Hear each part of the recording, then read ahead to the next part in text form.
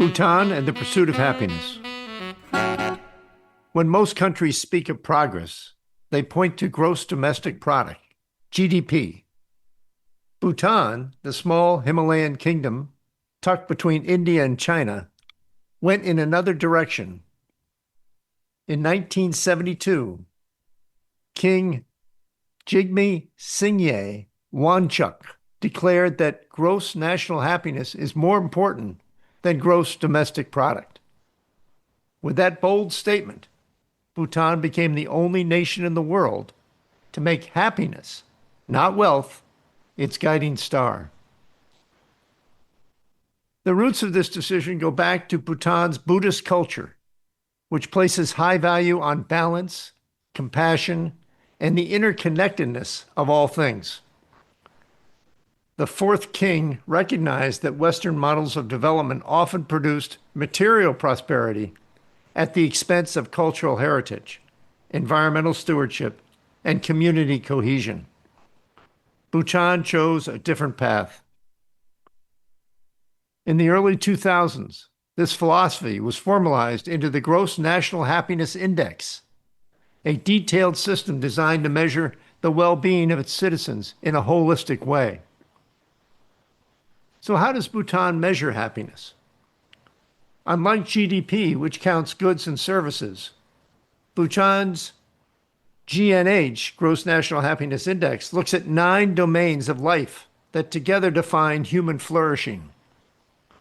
The first one is psychological well-being, life satisfaction, positive emotion, spirituality. The second is health, not only absence of disease, but also access to care and healthy practices. The third is education, literacy, schooling, and lifelong learning. The fourth is time use, balance between work, family, rest, and leisure. The fifth is cultural diversity and resilience, preservation of language, traditions, and festivals. And six, good governance, trust in institutions, political participation, and fairness. The seventh is community vitality, family bonds, neighborly ties, social support. The eighth is ecological diversity and resilience, environmental quality, sustainability. And finally, the ninth category, living standards, material comfort, income security, and housing. Each domain is broken down into detailed indicators, with surveys conducted regularly across the population. Citizens are asked not just about income or jobs, but about whether they feel safe, have time for family practice, meditation, and how satisfied they are with life. Since its launch, Bhutan's GNH Gross National Happiness surveys have shown steady, if uneven, progress. More people report improvements in education and health. Environmental protection remains a cornerstone, with Bhutan famously being the only country in the world to be carbon neutral. And it's even carbon neutral negative. Cultural traditions continue to thrive, from vibrant festivals to the omnipresence of prayer flags fluttering in the mountain winds. But the surveys also reveal challenges: youth unemployment, rural poverty, and the pressures of modernization. The government doesn't hide these shortcomings. Instead, it uses the data to adjust policies.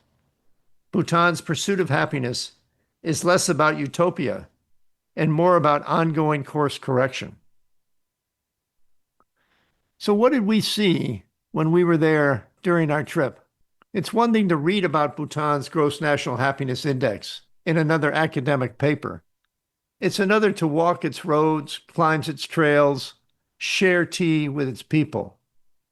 Traveling there with my son and daughter gave us the rare chance to see whether this philosophy actually lives in the daily rhythm of life. We noticed right away how central community vitality is. In village after village, doors were open, neighbors greeted one another, and strangers were treated with warmth and curiosity. People seemed to measure success not by possessions, but by their relationships, with their family, with neighbors, and with the natural world that surrounds them. Ecological resilience was also not an abstract concept. From the clean mountain air to the careful stewardship of forests and rivers, we felt the country's deep respect for the environment. Our guide reminded us that Bhutan has committed to keeping 60% of its land under forest cover forever. That decision alone says much about how they think of happiness, not as quick growth, but as balance across generations. On a personal level, I found myself struck by time use, one of those 9 domains. In the US, time feels perpetually scarce, something to hoard or fight over. In Bhutan, time felt more expansive, as if the day's rhythm allowed for both work and reflection. My children noticed this too. Freed from the usual pull of their jobs and responsibilities back home, they experienced what felt like their own pilgrimage. Time to pause, reflect, and simply be. And then came a conversation that will stay with me forever. At Tiger's Nest, after the long climb, I had the chance to stand and have a conversation with a monk. And I asked him directly, "What does happiness mean to you?" He looked at me directly, paused for a minute, and then answered, "Happiness means inner peace. And from that inner peace, it allows me to give compassion to others." His phrasing was exact. Inner peace was not the end point, but the foundation. Without it, he said, he could not offer compassion. And without compassion, inner peace alone was not enough to bring true happiness. It is the combination, peace within and compassion outward, that creates happiness. That simple, profound insight was an eye-opener for me. It challenged me to think about my own life. I need to focus more intentionally on my inner peace. But I also must remember that it's only when I use that peace to extend compassion to others that I will find the fullness of happiness. So what did I take away? If Bhutan teaches anything, it is that happiness is not a permanent state, nor is it guaranteed by wealth.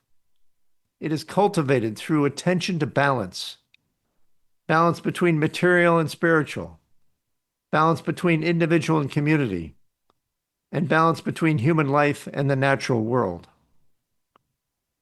Traveling there with my children reminded me that happiness also requires space, space to reflect, space to connect, and space to notice. We each came away with our own private reflections, but together we shared a glimpse of what it means when an entire nation decides to prioritize joy, well-being, and balance over profit alone.